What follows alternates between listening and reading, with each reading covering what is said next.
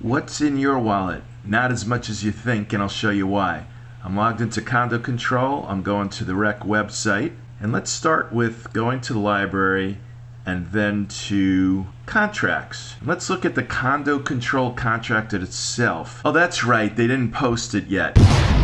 Fail. But there's a reason why we're looking. REC adopted Condo Control. If you look at announcements, the very first announcement was September 20th. We've posted since September 20th on the order of 220 messages, mostly about food and water aerobics. And we'll get back to that because for all we know, there's a hidden charge per message to explain a few things where our money is going. And here's why I brought up Condo Control. If we go to our board meeting minutes, as you can see here, I'm going to the 2023 folder and I'm going to August 1st meeting minutes. You remember that infamous meeting about Blue Necks? I'm going to do you a favor and not talk about biometrics this time around. But one of the motions that was passed is right here. Motion to approve Condo Control as the online management platform. And voted unanimously. That was August 1st. But in the President report, Marlum is stating how Condo Control was announced and how it will assist the workflow and make things easier and flexible at a monthly cost of $876 a month. Okay? Remember that number. $876 a month. Now, if we take a look at financials and we go to the 2023 folder, first of all, if you look at the financials, what's missing is October and November. Denied. You see December here in September, but there's no October, November, all right? So we can't even get the documents we're supposed to have, and this makes all this showing you anything harder. So let's take a look at the September financials, and you see down here website and communication. You see how we were paying, it was budgeted for $600 a month, but now we have a minor bump up to the new $876 a month. Now, since there's no Condo Control contract that we could see, we have no idea when it was signed. Let's assume it got signed within the month and starting September 1st. That means we paid 4 months worth at $876 a month. Let's do that real quick. 4 times 876, right? So we should have paid about $3,500 last year for Condo Control, according to the minutes, right?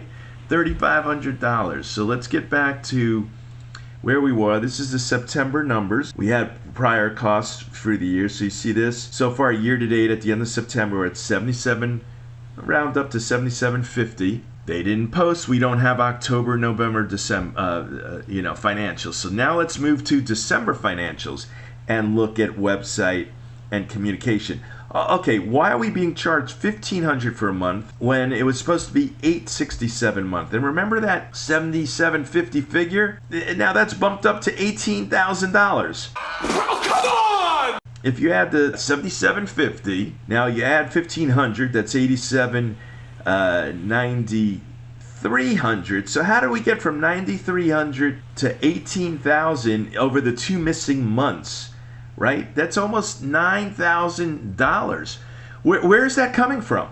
Where is it coming from? We don't know. We don't have access to any documents other than this. The very little we do have access to. Marlum is holding our documents hostage. Denied. Countless official record requests are being submitted and completely ignored. She is willfully failing to comply with law. So where's the money? Where's the money? It's slipping through your wallet, that's for sure. Explain this. What is in your wallet? How does it magically bump up $9,000? You ought to post immediately the October and the November 23 REC financial statements. We all deserve, all 810 unit owners deserve to see that months ago when it should have been posted. Where is it? Oh, that's right. You're too busy with the 2-hour lines registering people's faces, sometimes without their consent because they only wanted a picture ID. And it's not just the October, November financials. Post the Condo Control contract so we can read the fine print and better understand where the money is going. Because the only thing public about Condo Control was the motion made August 1st, which was pathetic. Okay, let's motion for the Condo Control. I motion for the Condo Control. Okay. Anyone second? Seconded. All in favor, say aye. Aye. How do you make a motion so vague like that? You didn't even have the courtesy to at least specify the amount of money for the contract in the motion. So now we're left guessing where the near $9,000 went to. Oh, what? One-time cost, perhaps? Or are we being charged $30 an email blast just to know where water aerobics is? Like we didn't know it's in the freaking pool. And the funniest thing about that August 1st meeting, Marlon went out of her way when selling Blue Necks to everyone to say as a selling point that this company doesn't give kickbacks. Like, how is that a thing? How is that a thing? Because they said so? Because you asked? What company would you interview and ask and say that they actually do give kickbacks? Like it's a selling point. Interesting how in that August 1st meeting when both Blue Necks and Condo Control were voted for, she didn't say anything about Condo Control not getting kickbacks. At this point, we can't rule it out. It's a possible explanation because we don't have any information online to verify what's going on. Fail. And that is the problem with everything she does. So if you care about your money and you want fellow board members to have tighter controls of what's going on and names of better governance, we are too high risk, we are moving too loose and fast, and one of the many reasons why Marlon should be voted out next week. And her ticket is toast. Even though they're good people, they made the mistake of joining her ticket. It tells you everything you need to know about their judgment. While we're here, we're going to take a look at one more item, that is regarding the restaurant. So if we move to the meeting minutes of August 24th, and they passed a lot of vendor-related stuff. Sky Shine ADT, the social hall flooring, right? We saw this in previous video. Look at restaurant remodeling, $62,000. Let's remember that number. The other thing about the restaurant remodeling, look at this over here. The $62K budget, well, that's supposed to be 50% contributed by the vendor, right? So out of pocket in late August, they only want to spend $30,000. Then we got a restaurant package for furniture for near $30,000, which is nuts. And fortunately, 6 days later, in another board meeting, you had a lot of board members weighing in saying that it was nuts. So meanwhile, Marlon's going off on teak furniture and a yearly maintenance contract to maintain it. Board members are agreeing to slow down. Renee, Roz, and Lewis, all three of them are saying we're getting ahead of ourselves. This is the one time and one moment in time, one shining moment in time, we didn't go batshit crazy over restaurant furniture. So everyone's concurring. Jan too. If they only weighed in more often in opposition, we'd have better checks and balances around here. Otherwise, we're still dealing with a runaway train.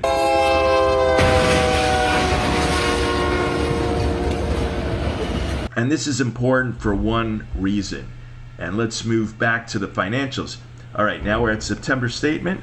If we go to the very end, the very last thing, what's the last thing you see here? You see this line item, 7604, talks about a restaurant total. These are old numbers. Nothing to do with the capital projects, right?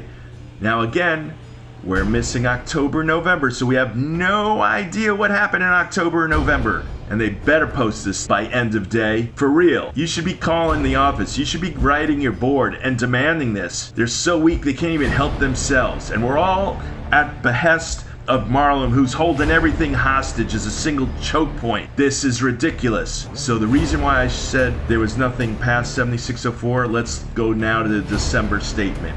And let's scroll to the very bottom and see that there's something past 7604. You see this? Capital projects, you see this? Restaurant renovation.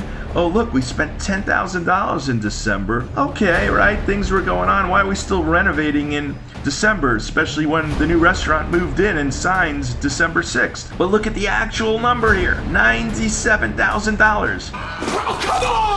And we're adding $10K. That means $87,000 showed up between October and November financials, right? That we haven't seen or we don't know. And wait, we know we didn't buy any restaurant furniture. We know the original remodeling project was $60,000 for remodeling that we're only supposed to pay half, right? $31,000, no furniture. How the heck are we an extra $60,000 higher?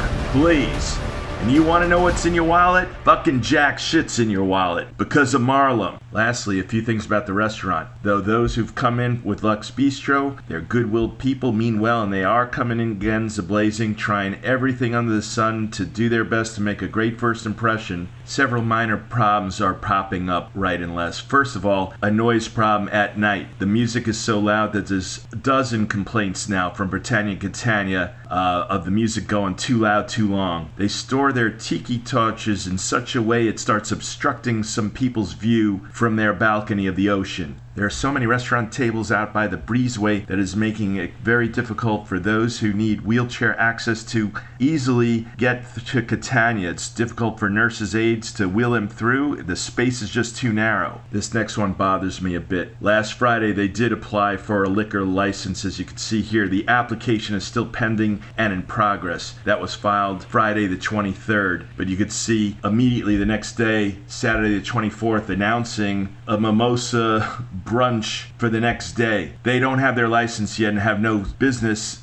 serving alcohol to any of us. Don't skip steps. Just get your license and then have your fun. And they're going to need that license because you're going to need to be drunk out of your mind to pay $85 per person for a barbecue day, April 14th, when it'll be a ghost town after Easter. None of that makes sense to me. But then again, it's a free market, so go figure. A fitting metaphor in the sense that we're spending like drunk sailors around here. You'll never drink in here again, you drunken son of a bitch. Without building permits. Let me repeat that for those that might not have seen a prior video. There was only one building permit pulled in 2023 for a pool heater. Every bit of remodeling we've done in the social hall and the restaurant, everywhere on the grounds, there are no building permits pulled for it. So if you got a little too drunk with the party Marlon's been spending with our money all year long. All these boxes show up from Amazon and then you go, sorry, had a little bit too much to do. Have you had personal experience? Well, guess what? It's last call, and the lights are turning on. And when that hangover comes, and it will come, you are not going to like what you see in your wallet. What is in your wallet? And on that note, wishing you a great weekend ahead.